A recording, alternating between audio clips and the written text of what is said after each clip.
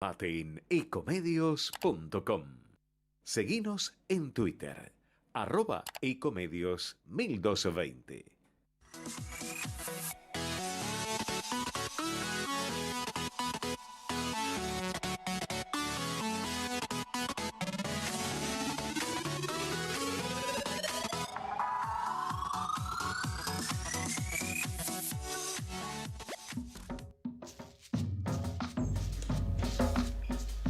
Buenas tardes a todos, nuevamente en el programa Entre Ustedes y Nosotros, el programa conducido por el doctor Jorge Enríquez y en este momento con mi participación de Lautaro Alfredo Nieto.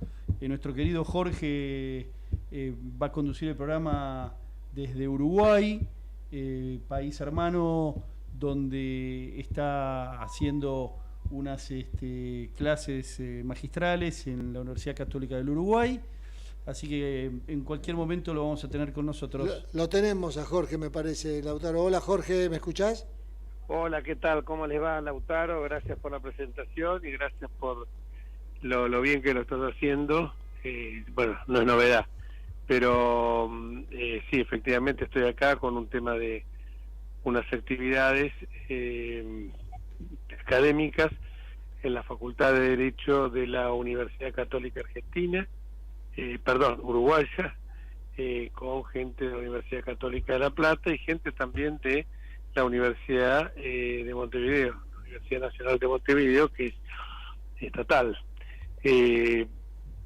La verdad que uno se siente muy cómodo cuando está acá, porque la verdad que hay una libertad de cátedra impresionante, tanto en la Universidad Católica del Uruguay como en la otra, como en la Universidad Central, la Universidad de Montevideo, y por supuesto también sobre temas que son algunos un poco, digamos, que motivan discusión, que están en una tarea muy ardua de discusión y de debate permanente, como es el dolo eventual en los accidentes de tránsito, un tema que nos ha golpeado muchísimo y que evidentemente a veces es una figura de muy difícil determinación, porque acá está en juego mucho el resarcimiento que quiere la víctima y los familiares de los causavientes, en el caso del fallecido, y también con otros temas vinculados con el tema de la importancia de los partidos políticos en América Latina, que es un tema que venimos desarrollando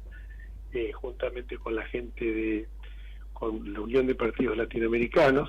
Lo hemos hecho también en la República Hermana del Paraguay, y ahora lo estamos haciendo acá, de la importancia que tienen los partidos políticos, que a veces son tan desdeñados en las democracias, en el fortalecimiento de las democracias, sobre todo en nuestra región, ¿no? Que tiene algunos atisbos de intentos de partido único o de personalismo por fuera de los partidos políticos, y después vemos lo que sucede en algunos lugares de la región, donde aparecen líderes mesiánicos o directamente se transforman en dictadores, como el caso de Maduro, o el caso de los que vemos, los casos de Nicaragua, de Maduro en Venezuela, y por supuesto de Cuba, de Bolivia, también ahora los dos con Petro en Colombia, ¿no? Por eso me parece que es importante los dos temas estos, no porque no se ha tratado, sino por la importancia que tienen este tipo de actividades, donde se permite realizar un cambio de opinión con distintas... ¿Hola? Sí, te escuchamos, Jorge. Sí, con distintas miradas, con distintos matices, pero siempre dentro del marco del Estado de Derecho, de los principios republicanos y democráticos. Sí, imagínate que nunca es poco importante recordar, ¿no es cierto?, que la columna vertebral de la Constitución Nacional y en general de los países republicanos democráticos es la representación a través de los partidos políticos, ¿no? Es decir, que son parte esencial. La política de transmisión entre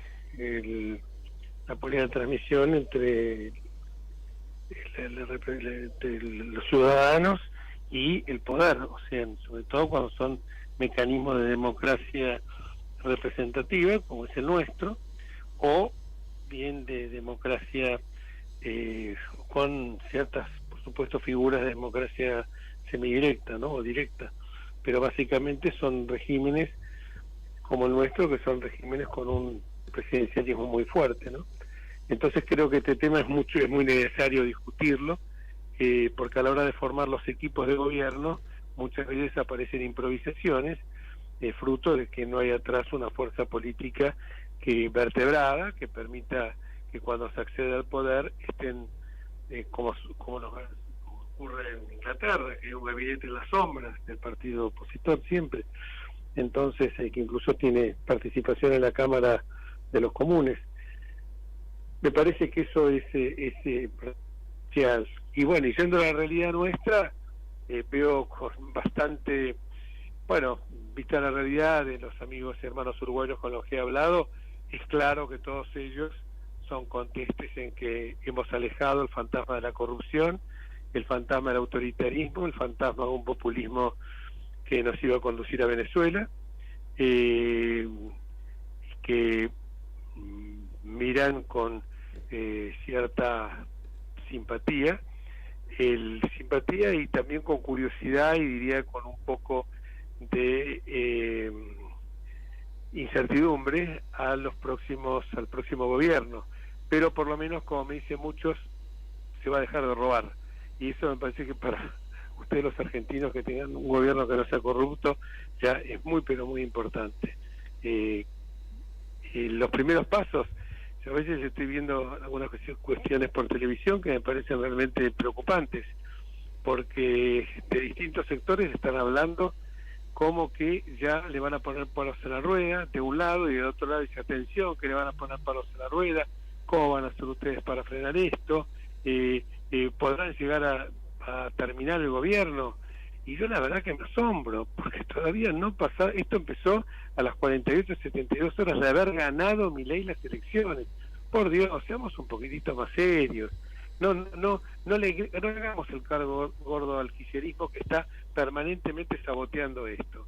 Está saboteando el gobierno, que todavía no inició su gestión. Y uno escucha hablar a Beliboni, escucha hablar a Delía, pero también escucha hablar, bueno, che, ojo, a ver lo que pasa, que esto, que lo otro. Hay que mirar para adelante, hay que tener los huevos, porque esa es la verdad de la historia, de enfrentar cuando te metan las 14 toneladas de piedra. Y aguantar dentro del recinto como aguantamos nosotros en su momento. Coraje, decisión y firmeza. Y con la ley en la mano. Yo escuché el otro día hablar a Grindetti y dice, bueno, vamos a actuar con todos los protocolos. Los protocolos son, bueno, no dejaremos entrar en los micros, que por supuesto no han cumplido la BTV y que no están en condiciones de trasladar gente, no les vamos a permitir acceso a la Ciudad de Buenos Aires. Pero si lo permite Kicillof, ¿cómo van a hacer para frenarlo? Bueno, si lo permite Kicillof, lo frenamos nosotros, que tenemos la potestad de el ejido de los 200 kilómetros cuadrados. Pero si llegan a pasar, y piden chicos, pero ¿cómo van a sacar a los chicos de las madres, lo van a meter presos? Hay infinidad de acciones disuasivas que se pueden hacer, porque aparte ella está violando la Convención de los Derechos del Niño. Y también hay otras cuestiones que son las que se relacionan con si tienen elementos contundentes susceptibles de producir agresión o violencia. Y por supuesto que no se descarta el uso de la fuerza. A ver si entendemos. Desde Max Weber hasta acá el Estado ejerce el monopolio de la fuerza. Y si el Estado tiene que utilizar el monopolio de la fuerza, lo tiene que usar, porque para eso la gente ha depositado en el gobierno esa acción. Hacer cumplir la ley no significa reprimir, no es matar. Reprimir es contener, sofrenar, volver las cosas a un estado anterior a que se produjo la conducta divariosa o antijurídica o antisocial. Entonces hay infinidad, y se puede por la disuasión, se puede ir, y por supuesto después ir a otras formas, como el Neptuno. Perdón, los que están diciendo, ay no, el Neptuno, nunca los corrió el Neptuno, bueno, a mí sí, y una vez me chastró toda la ropa, a mí sí, más de una vez me comí gases lacrimógenos. Todos los que dicen, ay no, porque el gas lacrimógeno, no, a mí más de una vez, en canchas de fútbol, con manifestaciones estudiantiles me corrieron y era disuasivo. Y en alguna oportunidad también, en el secundario, por algún desmán que cometí, terminé en una seccional de la prefectura porque era en la zona ribereña. Terminé siendo menor, detenido, me llamaron a mis padres y, claro, después obviamente mi viejo la que me esperaba en casa, ¿no? La filípica de mi hijo. Pero parece que cuando la gente dice, no se va a poder hacer esto, no se va a poder hacer lo otro, es la profecía autocumplida. Es lo que nosotros en el fondo queremos. Porque en el fondo, te digo una cosa, mi querido Lautaro, mis queridos oyentes, en el fondo parece que gozamos con esta situación, que gozamos con esto de decir, y no se puede, es imposible hacerlo. Si hubiera sido esto, San Martín no cruzaba los Andes, hoy seguiríamos siendo una colonia española. Entonces a mí que no me hablen de que, no, porque si van a venir los derechos humanos, no, los derechos humanos, estamos amparando los derechos de los niños, estamos amparando los derechos humanos de la gente que quiere transitar libremente, de los que quieren ir a laburar y pierden el presentismo. Lo que pasa es que todos los que vociferan desde lugares cómodos de poder o de lugares cómodos de la administración pública, no les cortan el día si no van a trabajar, porque dicen, no, porque no tuve que llevar a mi mamá al médico, tuve que hacer esto, o tuve que llevar a mi hijo a tal lado y todo lo demás, entonces no le cortan. Andá a hacerlo en una empresa privada. Yo trabajaba en una empresa privada, no, justificámelo.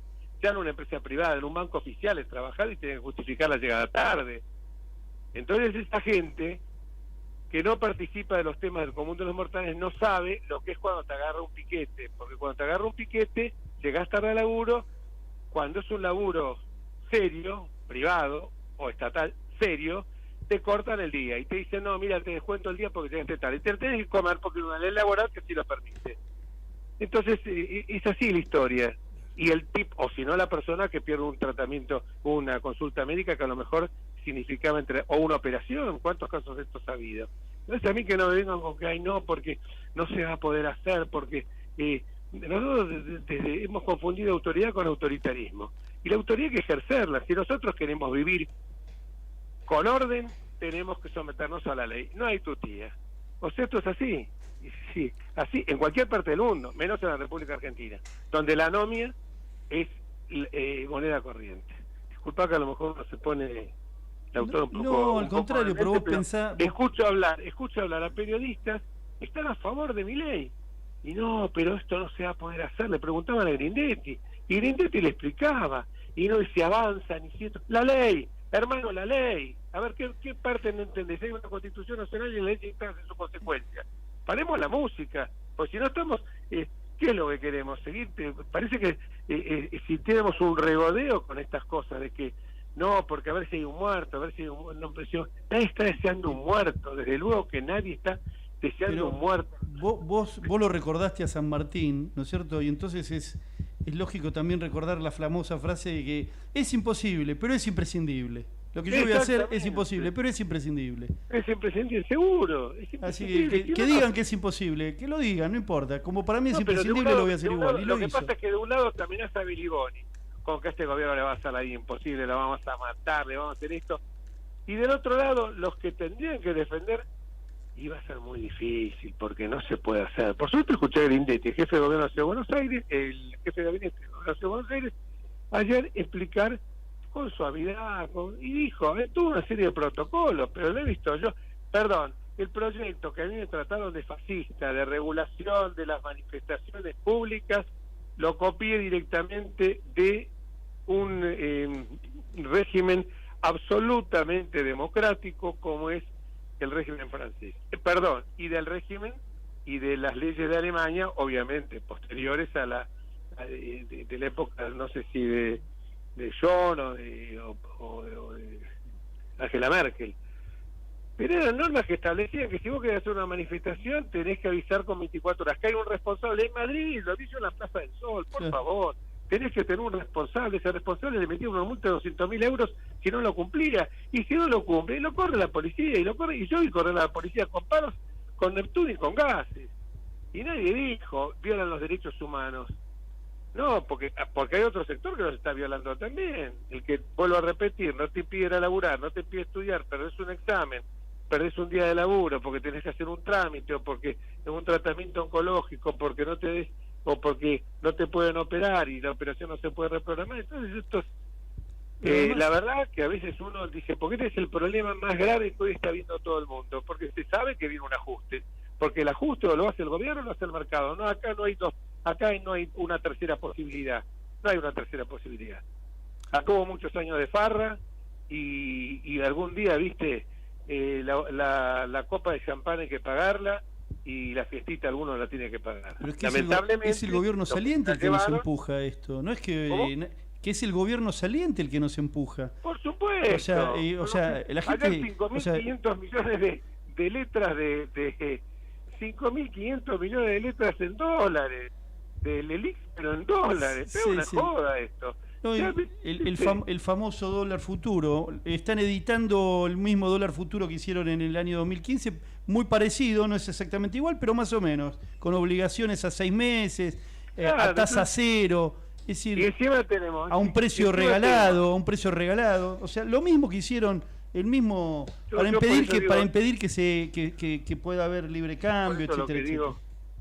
Yo por eso lo que digo es eso, que dejemos hace 10 días que el presidente recién fue electo, ganó las elecciones, todavía no asumió la cara hoy de la mujer esta de Cristina, con al lado de estaba, creo que la mujer de Zamora, Abdala, no sé, digo, una cara de bronca, de odio. Perdiste la regla de la democracia, pero encima tenemos muchos que estaban en contra del kirchnerismo y que todavía están dubitando a ver si apoyan o no apoyan. Apoyar no significa, lo dice bien el documento de los gobernadores y los diputados, apoyar no significa cogobierno, pero si alguno quiere participar del gobierno, yo creo que pidiendo autorización a la fuerza política a la que pertenece, me parece, porque si no, lo dice ese comunicado con una palabra muy buena, que dice, porque sabemos que hay que apoyar un gobierno que puede ser débil a Vinito, ¿no? Dice a Vinito, le agregué yo. Sí. Jorge, que habla de esto, algo que me parece fundamental, unidad y uniformidad. La uniformidad del pensamiento, la uniformidad... la uniformidad es eliminar diferencias, ¿no es cierto? Esa es la uniformidad. La unidad implica armonizar contradicciones. Eso es lo fundamental. Y el comunicado dice, como bien dijo Ritondo, y lo he vivido yo con él, no siempre hemos votado monolíticamente lo mismo, no siempre votamos unánimemente en el bloque lo mismo, hubo diferencias de matices. Y es bueno que exista eso, por lo que yo decía, unidad es superior a la uniformidad. Jorge, lo tenemos al doctor Donofrio, encargado del Departamento de Minería del Estudio de OMGIL en línea, cambiando un poco el eje, perdón, ¿no? Después si querés podemos volver, pero ¿qué te parece si por favor, ponemos en línea? Hola Alejandro, ¿lo escuchás? Sí, perfectamente. Buenas tardes. ¿Cómo estás, Alejandro Donofrio? Un abogado de muchísima experiencia, especialista en Derecho Minero y a cargo del Departamento de Minería del Estudio OMGIL. Lo hemos invitado a que conversara con nosotros, atento a sus conocimientos y con esta gran apertura, ¿no?, que promete el nuevo gobierno de Milei respecto de todo el desarrollo que puede haber en la Argentina, ¿no?, respecto de la minería. ¿Qué te parece, Alejandro, si nos contás un poco cuál es tu opinión al respecto? Hola Alejandro, ¿cómo Buenas te va? Tardes. Lamentablemente los voy a tener que dejar porque yo me tengo que ir a encontrar con el presidente de la República. En media hora tengo una reunión con él y no quiero ser descortés, estoy a 15 minutos, quiero llegar con tiempo. Así que los saludo, muchísimas gracias Donofrio, y quedas en mejores manos que las mías. No es así. Y a los oyentes, hasta el próximo miércoles, si Dios quiere. Bueno, gracias Jorge, que tengas una muy buena reunión entonces acá ahí con el presidente del Uruguay. Después nos contás. Bueno, nuevamente Alejandro, la pregunta más o menos ya la hicimos. ¿Qué opinás de lo que se viene?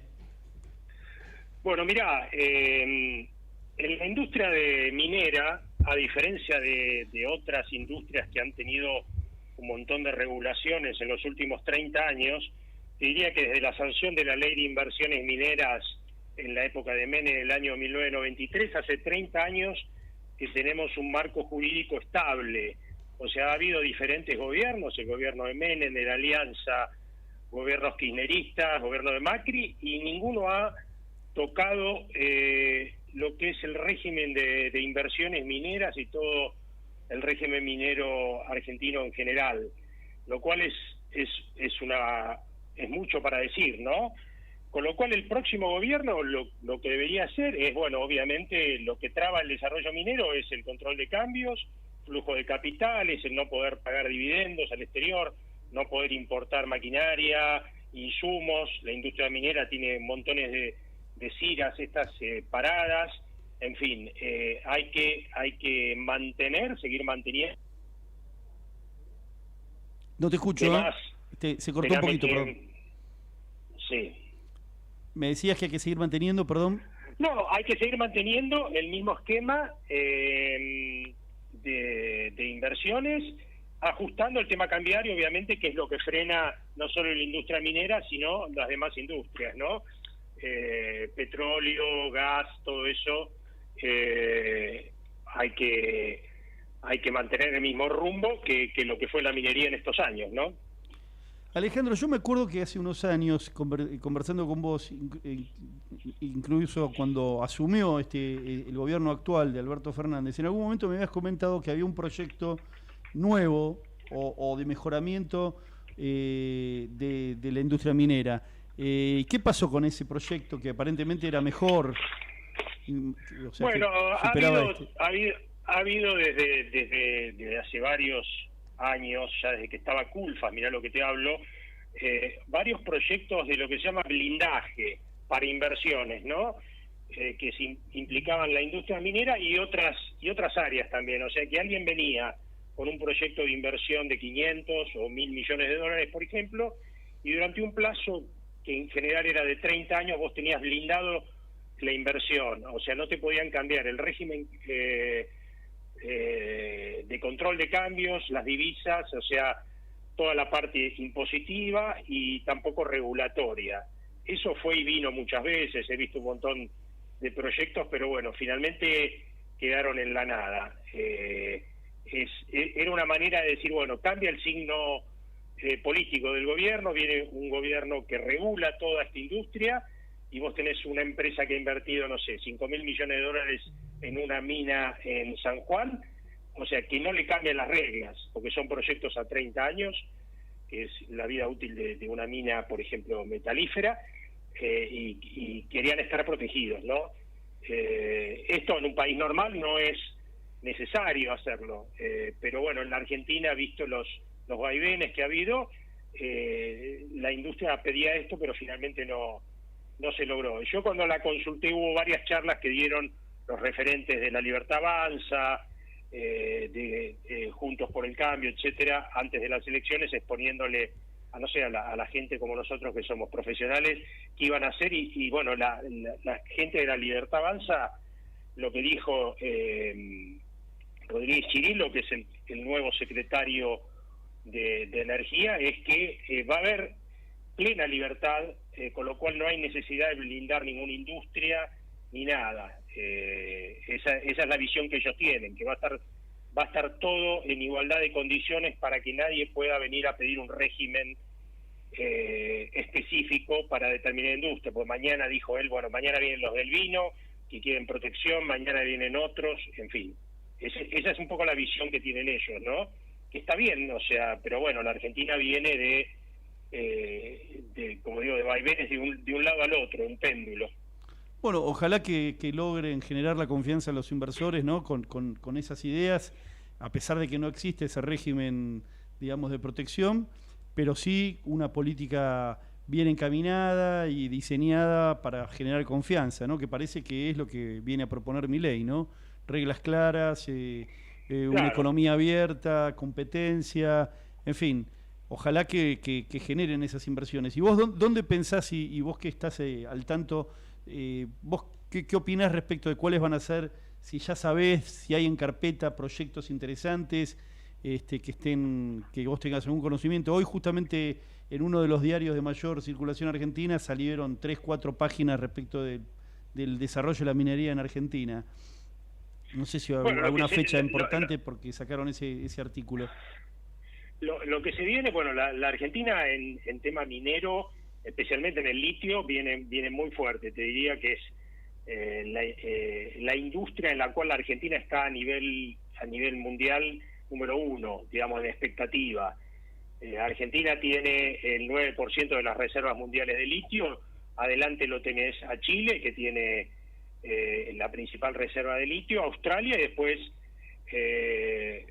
viene China y después Argentina. Así que Bolivia tiene reservas, pero no las tiene desarrolladas, ¿no? Porque tiene recursos, que se llama, y no reservas, porque no las desarrolló nunca. Con lo cual, Argentina en este momento tiene 3 proyectos de litio en funcionamiento.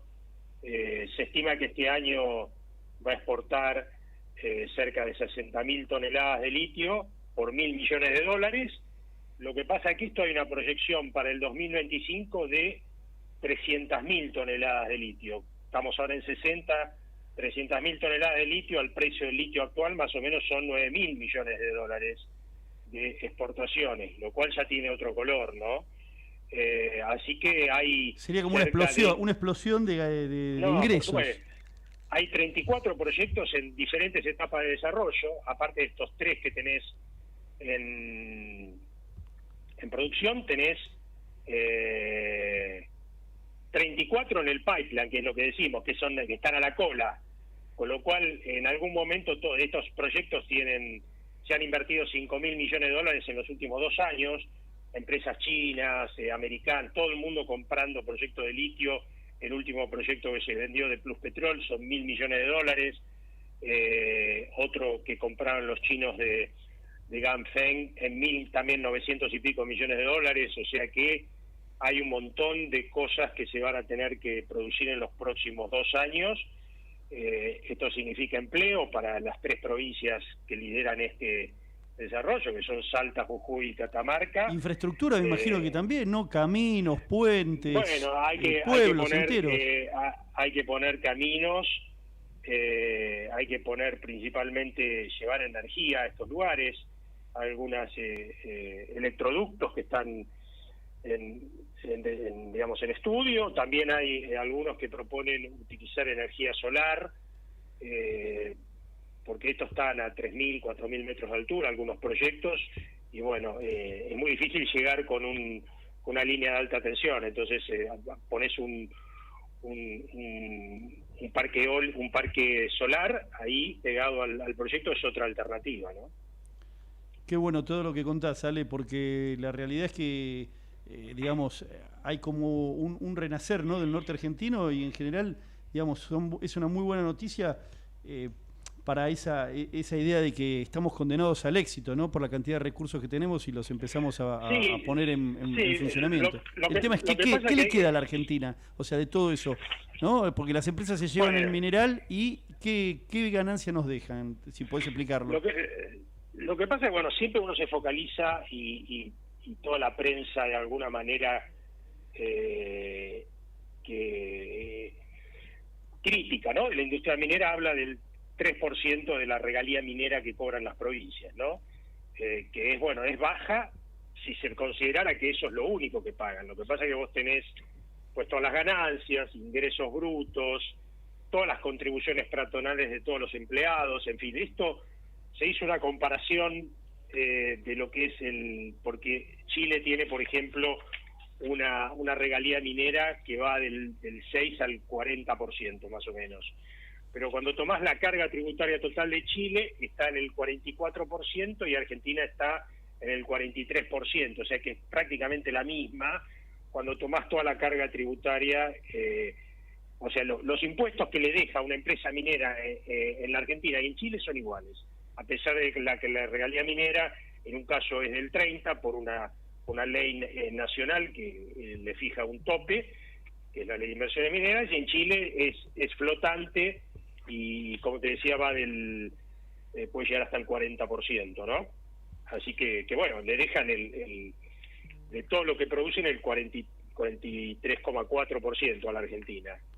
O sea que es... Bueno, bien, ¿no? Porque como decís vos, una lectura, digamos, claro, que no conoce todo esto que estás explicando, te da una idea errónea, ¿no?, de la riqueza que le queda al país, ¿no? Más allá de los puestos indirectos, ¿no?, y como decías, de la infraestructura y todo lo demás que gira alrededor de una inversión, ¿no?, que también es economía. No, exacto.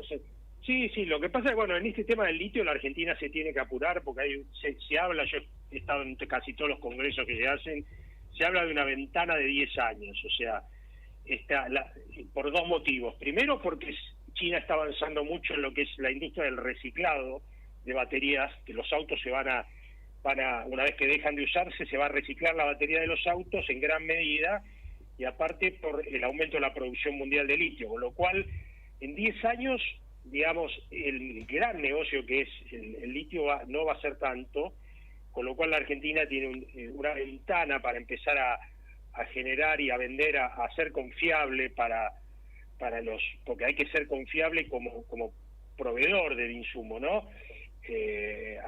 Hacia los fabricantes de baterías, que son los chinos, básicamente en un 70%. Acá hay proyectos para establecer fábricas también de baterías, ¿no? Acá para que no sea solamente vender el mineral. Hay un proyecto bastante interesante de YPF con el CONICET. Lo que pasa que, bueno, los chinos están hace 15 años refinando el proceso. Es un proceso muy complejo para producir baterías, no es fácil. Y los chinos están hace 15 años y te diría que los americanos están tratando de competirles y les está costando. Así que la Argentina recién arranca, estamos produciendo, como te decía, 60.000 toneladas al año, y ya había proyectos que para mí son equivocados, obligando a las empresas mineras a dejar en el país un 25% de la producción para producir baterías, con lo cual ahí y no hay nadie que esté dispuesto a producir baterías en el país con el costo que tiene, teniendo a los chinos que tienen 15 años de ventaja, claro, ¿no?, en esto. Bueno, Ale, te agradezco muchísimo, por suerte, como siempre el tiempo es tirano y tenemos que cumplir con una rutina que ya está establecida. Tengo que entrevistar a otras personas también, pero si vos estás cómodo, y a mí me encantaría volverte a llamar para que me sigas contando de estos y otros proyectos, y que compartas un poco lo que está pasando en Argentina, ¿no?, que es tan dinámico. Encantado. Cuando quieras me llaman y seguimos. Quiero aclarar al público, le digo Ale porque hace nada más que 45 años que nos conocemos con el doctor Donofrio. No hace nada. Casi nada. Bueno, casi nada. Bueno, muchísimas gracias, Alejandro Donofrio, con nosotros. Un abrazo enorme. Abrazo grande. Hasta luego, entonces. Vamos la radio, somos tu voz. Vamos con Eco, siempre la verdad y la mejor información. El mejor gimnasio te espera. Elegí las clases que quieras. En Unfit vamos a cuidarte. En Unfit venimos a encontrarte. ¿Cómo prevenir dengue, zika y chikungunya? Sin criaderos no hay dengue. Limpia tu patio de objetos que acumulen agua. Elimina agua estancada de recipientes. Reemplaza con tierra o arena el agua de tus flores. Tapa los tanques de agua y cisternas. Tira y perfora llantas para que no acumulen agua. Limpia floreros y bebederos. Recordá, sin criaderos no hay dengue.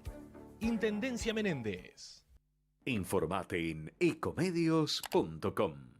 Seguinos en Facebook, Ecomedios Live.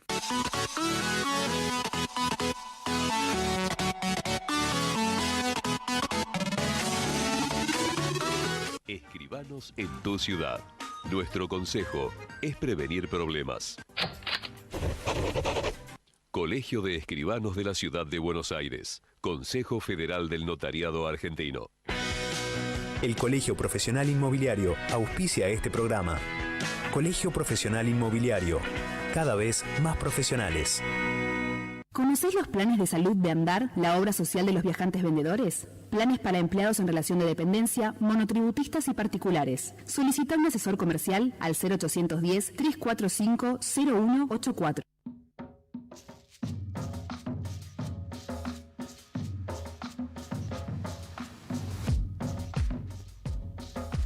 Bueno, y seguimos con el programa después del corte. Y ya lo tenemos en línea al doctor Osvaldo Pérez Amartino, uno de los conductores del programa, de los históricos, digamos, ¿no? 20 años, calculo, más o menos. Y está la doctora también. Hola, Osvaldo, ¿cómo te va? Hola Horacio, ¿qué tal Lautaro? ¿Cómo te va? ¿Cómo estás, Osvaldo? Mucho gusto. Está la doctora Lorena González Tosi también escuchándote, Osvaldo. Sí, hola Lorena, ¿cómo estás? Hola Osvaldo, buenas tardes a todos. Gracias, Lorena. Lautaro Nieto te saluda también. ¿Qué tal? Lorena, mucho gusto y muchas gracias. Igualmente.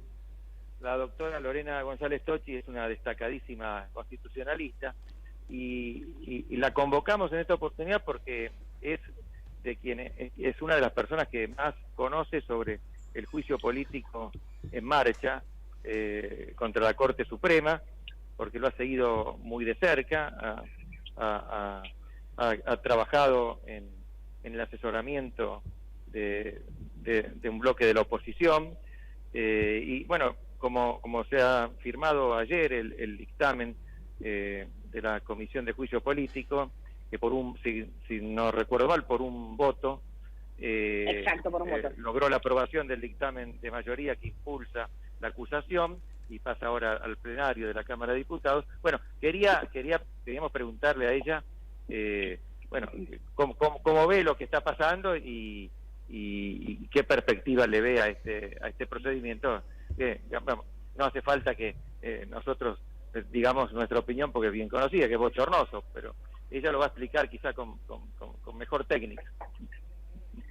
Bueno, lo que pasó ayer es la consecuencia directa y lógica de cómo arrancó este proceso de juicio político, que arrancó el 1 de enero de este año, cuando, si recuerdan, el presidente de la Nación hizo el saludo del nuevo año y ahí anunció que había preparado un proyecto de juicio político que se lo había entregado a un grupo de diputados para que promovieran el juicio político contra la Corte.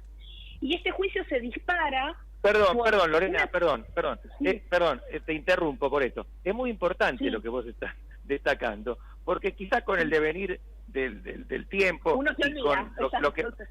Y además con lo que pasó después, con el corrimiento de Alberto Fernández de la escena, porque digamos, es un presidente que siempre tuvo un rol modestísimo, pero que en el último año directamente abandonó la presidencia. Uno puede olvidarse de que él formalmente es el que lo impulsó.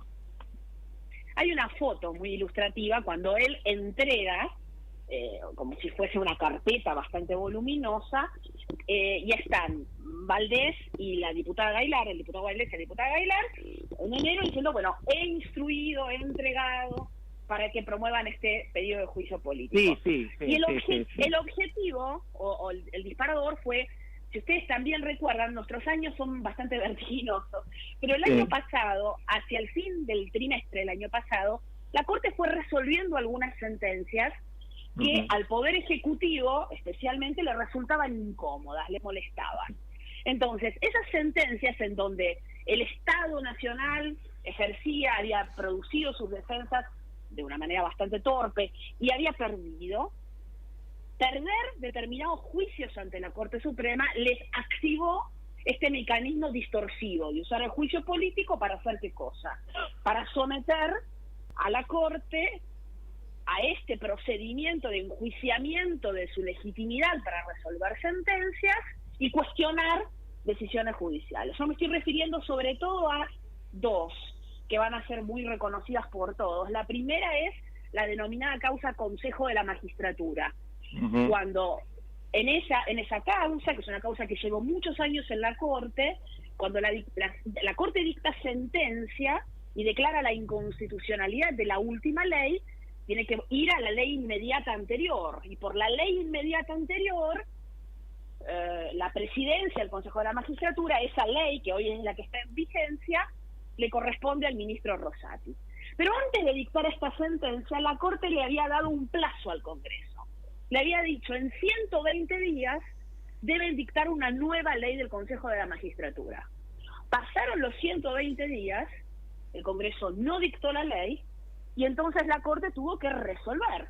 Y la forma de resolver es la que conocemos todos aquellos que entendemos el derecho, es declarada la inconstitucionalidad de una ley vigente, debo aplicar la inmediata anterior, porque si no queda un bache en el medio del derecho flotante, ¿no?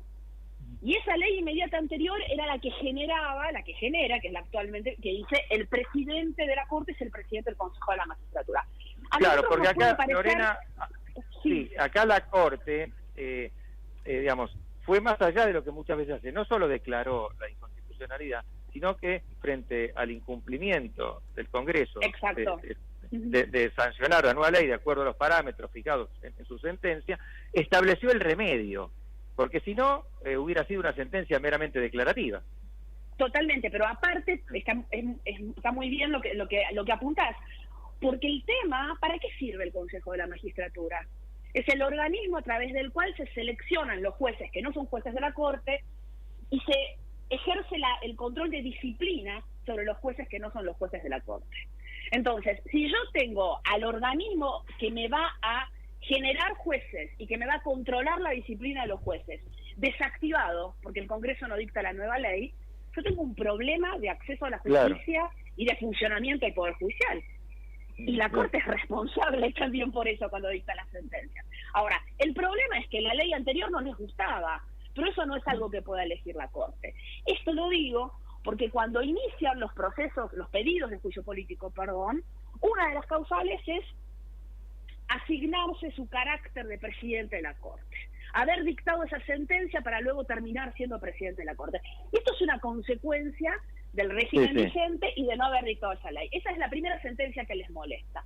La segunda sentencia que les molesta es la famosa sentencia de la coparticipación, que si ustedes recuerdan salió antes de Navidad, el año pasado. Sale una medida cautelar, no sentencia definitiva, que dicta la Corte, haciendo lugar a un pedido cautelar que había presentado el Gobierno de la Ciudad ante la Corte, en competencia originaria, que es donde se resuelven estos casos, es decir, que no tramitan ante instancias inferiores, sino como son conflictos entre, en este caso, el Estado Nacional y la Ciudad de Buenos Aires, que es asimilable a una provincia para poder llegar por competencia originaria a la Corte, se hace lugar una medida cautelar, que es una medida provisional, pero es una medida que se resuelve con carácter urgente, básicamente porque la Ciudad de Buenos Aires lo que reclamaba es: necesito que me garanticen seguir recibiendo los porcentajes coparticipables de la ley que estoy cuestionando.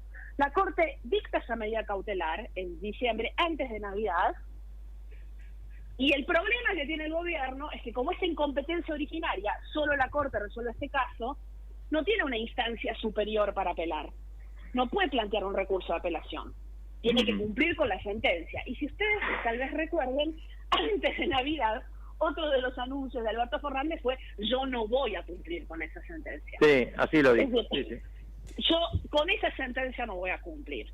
Y lo que hicieron es intentar una especie de recurso in extremis, que es un recurso que en realidad no está arreglado, sino que fue desarrollado por cierta jurisprudencia de la Corte para casos muy extremos que no son estos, en donde intentan decirle a la Corte: usted dictó mal su sentencia, revísela.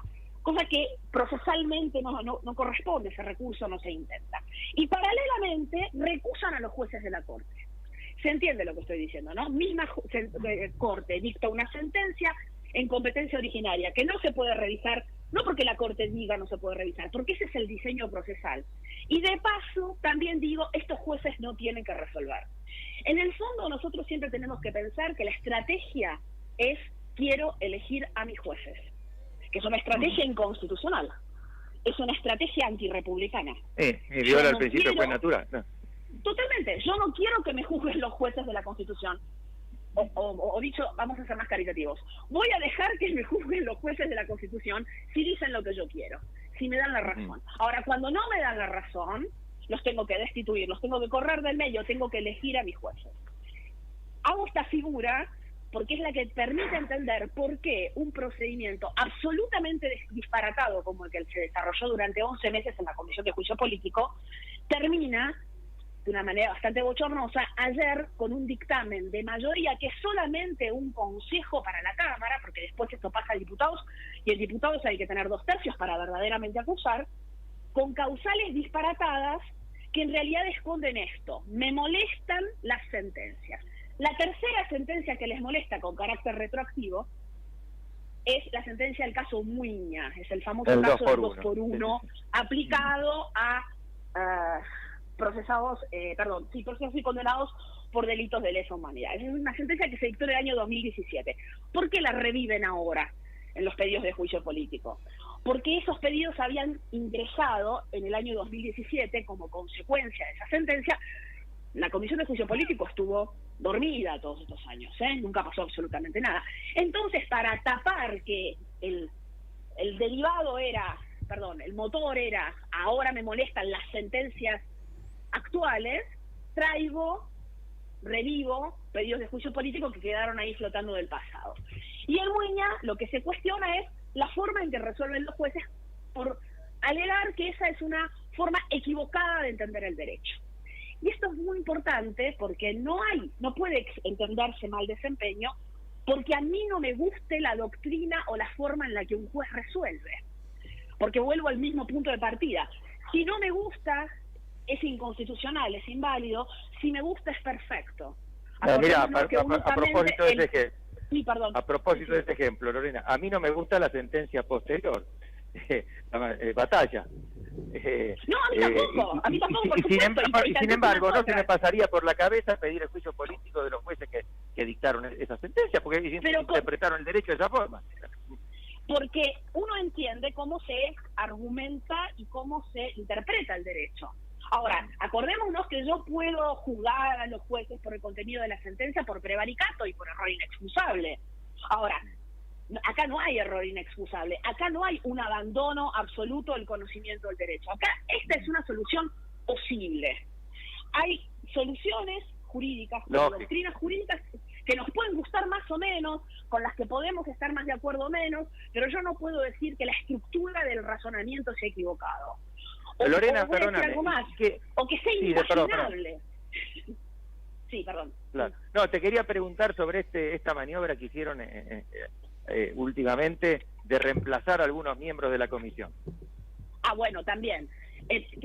Termino esto de la sentencia. Cuando va avanzando el juicio durante 11 meses, esconden estos casos dentro de las hipótesis de investigación. Entonces, a las hipótesis de investigación que se convierten en las causales provisorias por las que firman el dictamen, le ponen beneficios genocidas.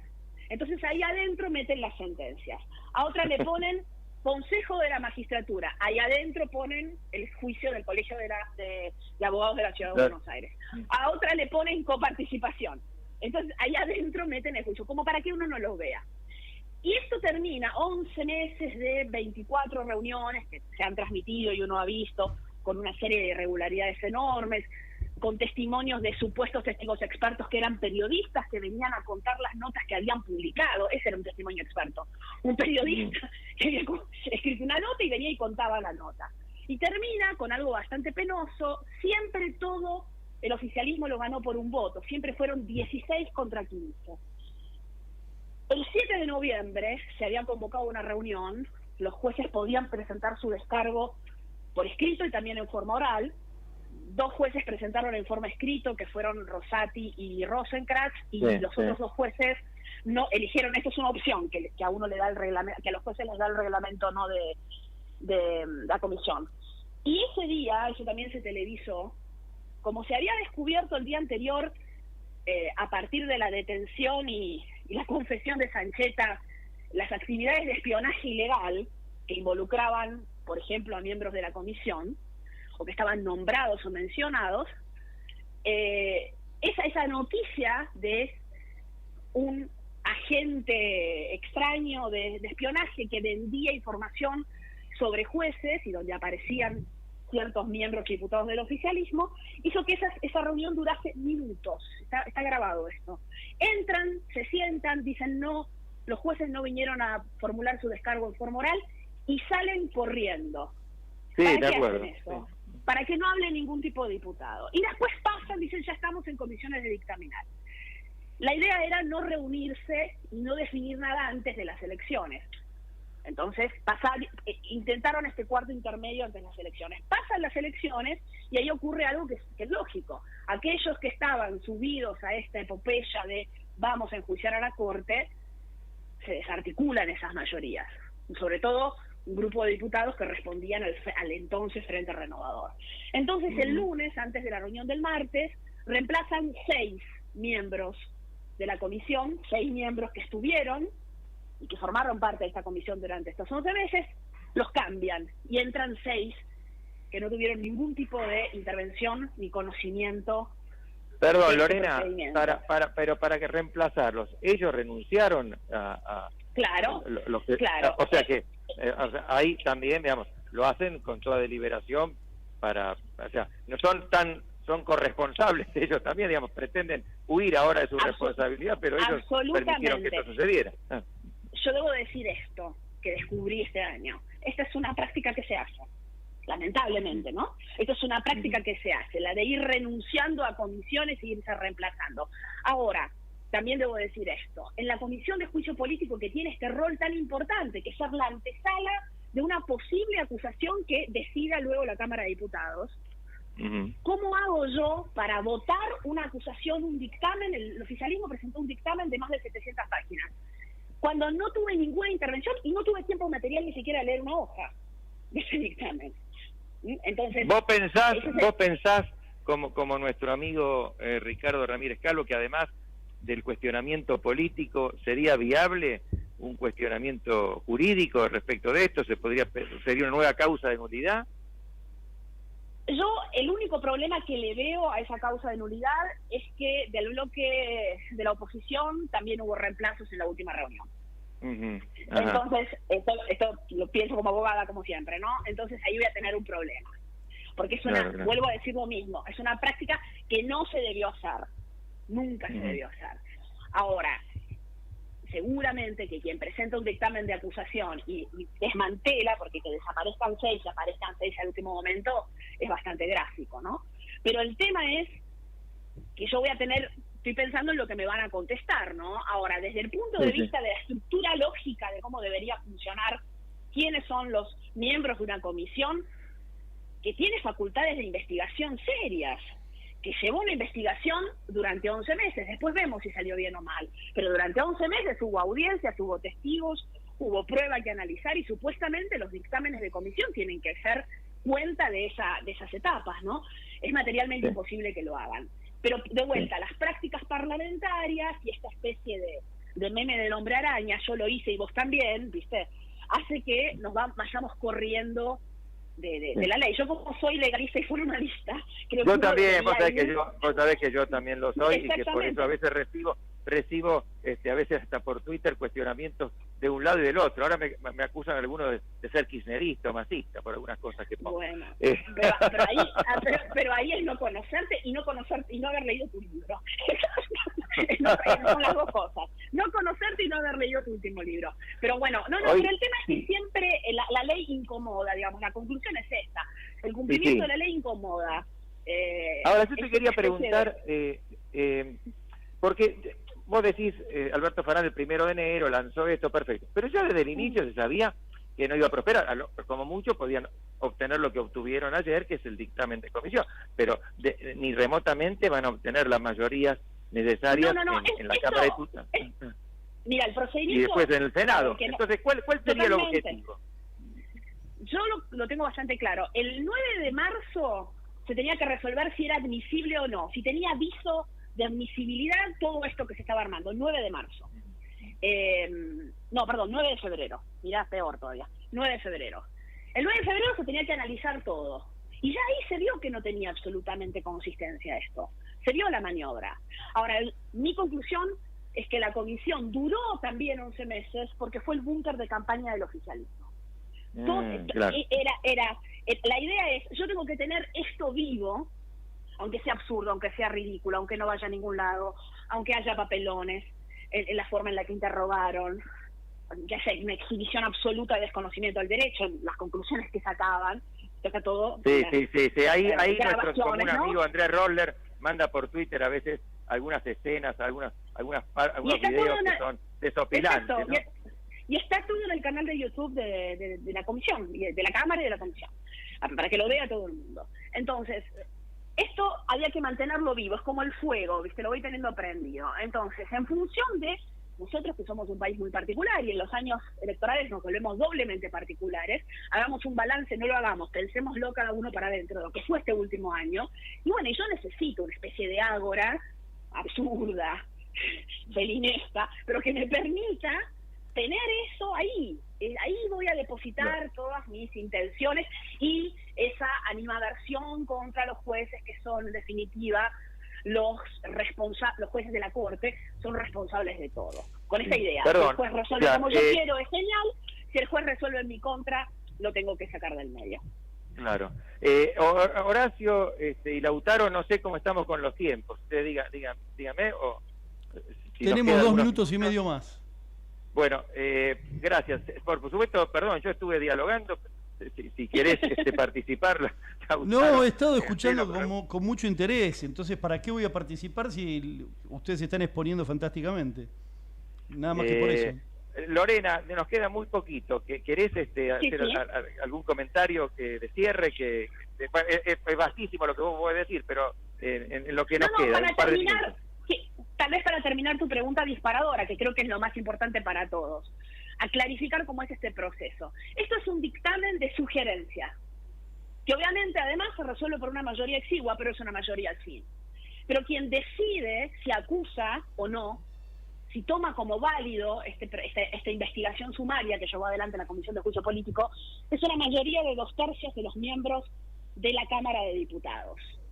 Entonces, hasta que esto no se discuta en diputados, y de hecho dura 11 meses porque nunca hubo mayoría en diputados posible para llevarlo adelante. Si no hubieran acelerado la etapa de dictamen, sabían que no. Entonces tenían la idea de esta ficción. Esto debería pasar a la Cámara de Diputados, y se debería reunir 2/3, que es una mayoría agravada, es muy difícil de reunir, para que haya votos afirmativos para llevar adelante la acusación. Y ahí recién empieza la posibilidad de juicio político. Ahora no. Esta es una etapa de investigación, que termina con un dictamen que dice, ¿hay prueba suficiente o no hay prueba suficiente? Y terminó con una mayoría de 16-15 diciendo, habría prueba suficiente. Ahora, no solamente es difícil en cualquier contexto lograr una mayoría de 2/3, sino que en este contexto, terminando un año en donde hay recambio de autoridades en la Cámara y también recambio de autoridades en el Poder Ejecutivo, las dificultades son mayores, sobre todo si tenemos en cuenta, pensemos un minuto, la foto de cómo quedó el Congreso ahora. Ojo que nos van a echar, es muy interesante, sí, pero nos están empujando en el programa. Bueno, muchísimas gracias, Lorena, y te vamos a convocar que el tiempo es tirano. En otras oportunidades. Bueno, Lorena, muchísimas gracias. Gracias a ustedes por llamarme y gracias, Osvaldo, también. Al contrario. Chau. Chao, Horacio, muchísimas gracias por todo. Y bueno, se nos hizo el tiempo y recién nos vamos a volver a ver el miércoles que viene entre ustedes y nosotros. Muchísimas gracias.